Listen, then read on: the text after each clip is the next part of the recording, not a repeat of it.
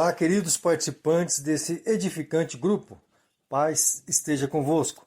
Eu sou o pastor Eliseu Fausto e hoje estarei dando continuidade à exposição do livro de Juízes, nos capítulos 4 até o capítulo 6. Ontem finalizei a exposição mencionando que o autor, ao apresentar um juiz libertador estrangeiro, estava nos preparando para uma nova realidade na história. E essa nova realidade será apresentada nos capítulos de hoje. Para situar você sobre esta nova realidade, peço que lembre dos dois primeiros juízes libertadores, Otiniel e Eude, ambos homens israelitas e bravos lutadores. Já Sangar foi um juiz libertador que surgiu e desapareceu sem muita explanação do autor. Não é mencionado o Sine Canon, comum nos 6 períodos que falei no início, lembra? Pois então, deixa eu falar algo sobre isso também. Assim como no caso de Sangar, haverão outros juízes libertadores como ele, onde não será ou não serão citados pelo autor do livro a rebelião de Israel, a entrega divina nas mãos do inimigo, o clamor dos israelitas e a salvação de Deus. Simplesmente serão citados como libertadores, assim como foi no caso de Sangar. Mas deixa eu voltar à questão da mudança de realidade que será apresentada pelo autor aqui. Bom, observe que o autor não menciona, no início do capítulo 4, que foi após a morte de Sangar que o povo se rebelou contra Deus, mas sim após a morte de Eude. Por que isso, haja vista Sangar ter sido o último juiz libertador citado anteriormente? Possivelmente porque Eude foi um dos juízes levantados por Deus de entre as tribos de Judá e marcou o seu momento com muita bravura e força de vontade. Mas, após a sua morte, o povo se manteve em desobediência a Deus. E nos primeiros versículos do capítulo 4, se inicia outro período de degradação com uma entrega divina do povo nas mãos dos cananeus. E por serem tão maltratados por Cícera, capitão do exército do rei de Canaã, que o povo de Israel clamou ao Senhor. Uma nova realidade surge a partir do versículo 4. Uma mulher julgava Israel, descreve o autor. Um cenário totalmente diferenciado do que estava sendo narrado até aqui. Mas a pista dessa mudança de realidade foi deixada pelo autor quando citou no final do capítulo 3 o surgimento de um juiz libertador estrangeiro. E agora aqui no capítulo 4, ele parece nos dar uma dica de o porquê de um estrangeiro ter sido considerado um juiz libertador. E o que indica esse novo episódio é que o povo estava vivendo uma negligência por parte dos homens em Israel. Observe que uma mulher aparece no cenário e é descrita como uma juíza profetisa, onde os israelitas iam até ela para descobrirem a vontade de Deus sobre suas causas diárias. Inclusive, um homem chamado Baraque é confrontado por ela a obedecer à vontade de Deus em guerrear contra os cananeus. Mas este homem se apresenta amedrontado diante da profetisa. É preciso ter consciência de que Débora não era uma juíza libertadora. Observe que o autor declara que ela foi considerada juíza por ter um dom profético, onde revelava a vontade de Deus nas questões civis. E, para tanto, foi a própria Débora que esforçou o frouxo Baraque a ir como juiz libertador à guerra contra os cananeus, nesse terceiro período de declínio espiritual em Israel. E Baraque lhe disse que só aceitaria o desafio dela se ela fosse com ele. Está entendendo o motivo de um estrangeiro ter entrado como juiz libertador aqui no livro nesse período da história? Pois então, os homens estavam se recusando a lutar as batalhas da fé. Vem comigo e observe que o clima vai ficando cada vez mais tenso para o sexo masculino. Os dias gloriosos de Caleb, que ensinou um bom tratamento com as mulheres, concedendo à sua filha Áquisa seu desejo e pedido, de Otoniel, que com bravura e destemor venceu os mesopotâmios, de Eude, que com astúcia e coragem venceu os moabitas, estavam caindo diante de uma geração de homens medrosos como Baraque. E, para tanto, estrangeiros são levantados ou foram levantados para a vergonha dos israelitas. E para intensificar o desleixo e falta de homens de fé entre os israelitas, as mulheres começam a ser destacadas nesta nova realidade. Débora aceitou o pedido do amedrontado Baraque, porém, o sentenciou a não receber a honra da vitória sobre o exército inimigo. E, de fato, foi uma outra mulher que sabiamente matou o capitão do exército dos cananeus. Jael era o seu nome. Ela hospedou o capitão Sísera em casa quando esse estava fugindo da guerra contra os israelitas e o enganou, dizendo que o protegeria. Mas, na primeira oportunidade, com uma estaca e um martelo, cravou a cabeça dele no chão, o matando violentamente, enquanto dormia pelo cansaço da batalha. Interessante notar que, além de ser uma mulher desempenhando uma tarefa de homens aqui nesse período da história, Jael, ainda por cima, era uma estrangeira.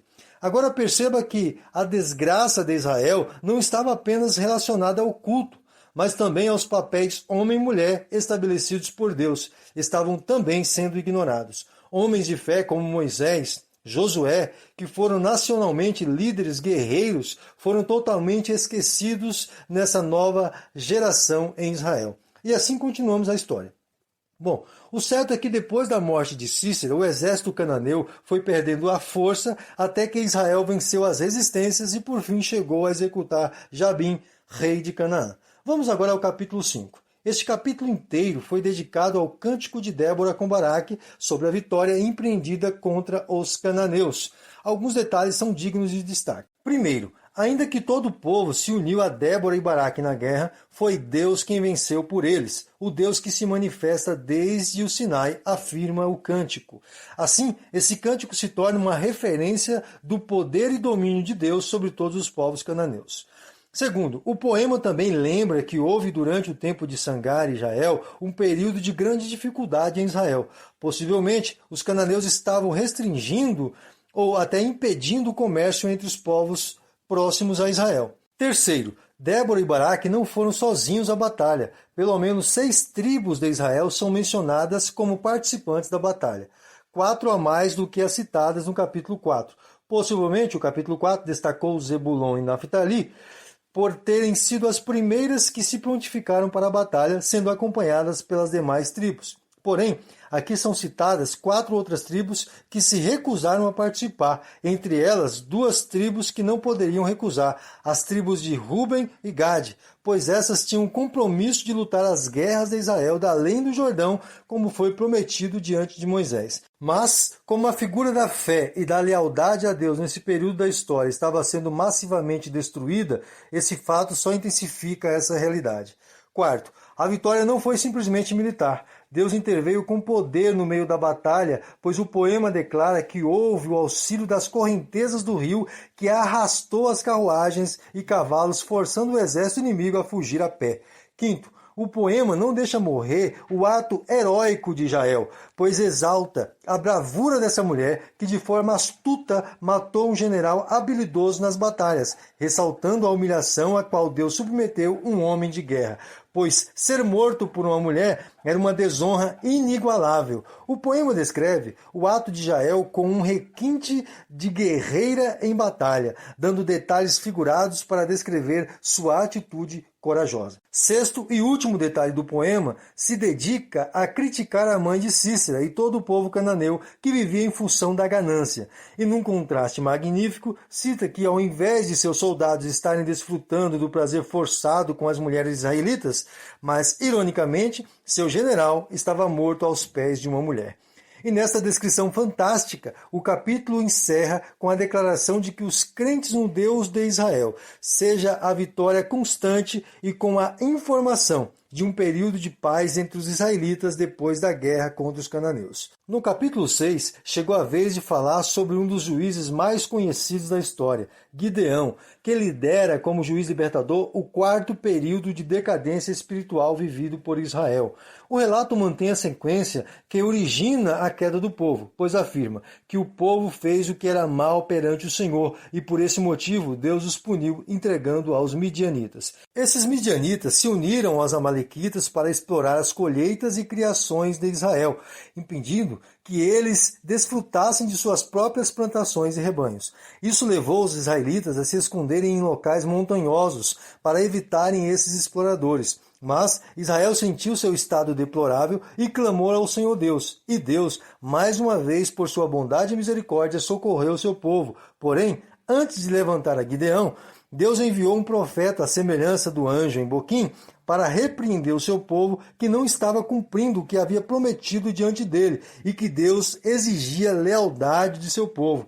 E após esta dura repreensão, um anjo foi até Gideão, que estava debulhando trigo numa prensa de vinho, com o propósito de esconder o trigo dos midianitas. O anjo declara a Gideão sua capacidade futura de ser um varão de valor, ou varão de guerra, pois Gideão não era nada mais que um garoto assustado tentando esconder seu trigo dos exploradores midianitas até então.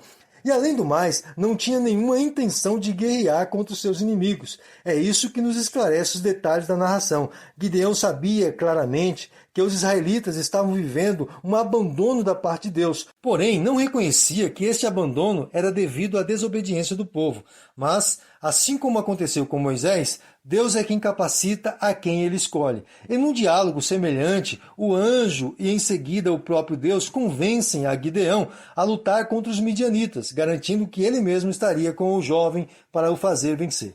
Bom, é conveniente lembrar que esse período vivido por Gideão é marcado, como mencionei anteriormente, por homens amedrontados, como Baraque, e agora como estamos vendo com o próprio tímido Gideão. E a situação é tão impressionante que antes uma mulher profetisa conseguiu convencer um homem a batalhar a favor de Israel, como vimos, mas aqui no capítulo estamos vendo que um profeta não conseguiu convencer a nenhum homem sequer. O próprio Deus precisou enviar um anjo e, ao que tudo indica, posteriormente, uma teofania. O próprio Senhor falou com Gideão para o fazer lutar contra os midianitas. Que situação, hein? Mas o que posso assegurar é que esse episódio marca um novo período de envolvimento de Deus na história de Israel, onde uma série de manifestações teofânicas serão demonstradas a partir de então.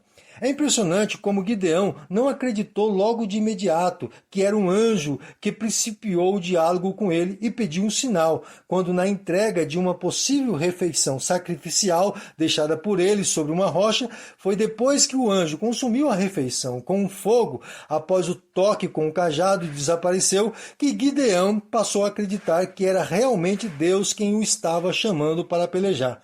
E com medo da morte por ter visto o anjo de Deus, lamenta com o Senhor, mas logo o consolo divino lhe encoraja novamente, declarando que seu encontro era pacífico. Ao que tudo indica, Gideão pretendia, com o presente entregue ao anjo, pacificar a inimizade ou abandono divino que estava presente sobre Israel. E funcionou, quando por fim houve a declaração divina que a paz entre ele e Deus havia sido estabelecida naquele local. E então Gideão decide levantar um altar como memorial diante de Deus que a paz com Deus voltou a Israel. O próximo passo de Gideão era destruir o altar falso, pois a partir daquele precioso momento, Deus estava presente entre o seu povo novamente. E assim, Gideão segue as orientações divinas, destrói o altar que antes pertencia a um deus estranho chamado Baal e ergue no lugar um altar ao Senhor, oferecendo como sacrifício um dos bois de seu pai, o queimando no altar com um poste de lenha que era erguido para Azera. Porém, por saber que o povo estava entregue à idolatria, Gideão executa essa ordem divina à noite, possivelmente para não encontrar resistência e, segundo o autor, por medo de seu pai e dos moradores. Mas logo pela manhã, o povo que estava completamente entregue à idolatria e distante do Deus verdadeiro, procurou descobrir quem tinha sido responsável por tal destruição. E ao descobrirem que Gideão era o responsável, exigiram a sua morte. Mas o seu pai, dotado de uma sabedoria divina, confrontou a fé dele mesmo e dos seus amigos idólatras, talvez devido ao grande amor que tinha pelo filho. E com uma argumentação incontestável, ele declara ao povo que se Baal precisasse de ajuda humana para que sua honra fosse defendida, nenhum dos seguidores estariam seguros, pois certamente os inimigos derrubariam a todos na manhã seguinte. E para assegurar a sua defesa e argumento, seu pai colocou um nome sobre Gideão, o passou a chamar de Jerubaal, que significa Baal lute com ele, querendo dizer que Gideão seria vingado pelo próprio Baal. Mas a partir do versículo 33, não é Gideão que cai. Na realidade, Gideão passa a ganhar mais confiança e, sob a influência da presença de Deus em espírito, ele toca a trombeta para convocar uma ofensiva contra os midianitas e, através de um mensageiro, convoca todas as tribos de Israel para pelejar.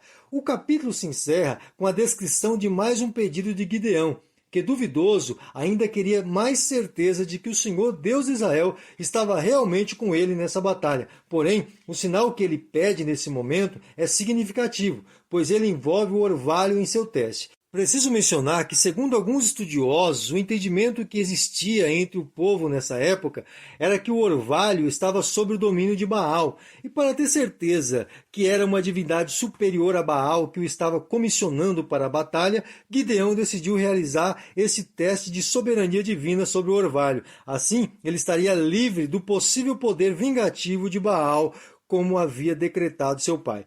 Por hoje finalizamos por aqui. Que história fenomenal esta contida aqui no livro de Juízes. A degradação espiritual é algo que inicia de modo simples, como vimos aqui no livro. Israel pensava que deixando alguns povos com um pensamento idólatra entre eles, não traria nenhum problema para eles. Afinal de contas, eles estavam servindo ao Deus Todo-Poderoso. Mas não é bem assim. O problema é quando um povo ignora as claras declarações de seu Deus sábio. Deus havia declarado anteriormente para o povo, através de Moisés, Josué e do anjo em Boquim, o perigo de deixar esses povos totalmente corruptos habitando junto com eles. Mas a presunção do povo falou mais alto e eles ignoraram a sentença divina. Será que só acontece com o povo de Israel esse negócio de ignorar a sentença divina e estabelecer um pensamento meramente humano em relação à nossa espiritualidade? Não, infelizmente não. Quantos ministérios, quantas igrejas, quantos homens e mulheres têm ignorado as santas exigências divinas para seguir o seu próprio pensamento teológico? Não podemos e nem devemos nos afastar, nem sequer por 1 milímetro, as palavras reveladas do nosso Deus. Devemos procurar diligentemente examinar as Escrituras de tal modo que as suas regras e princípios sejam nosso constante guia de espiritualidade.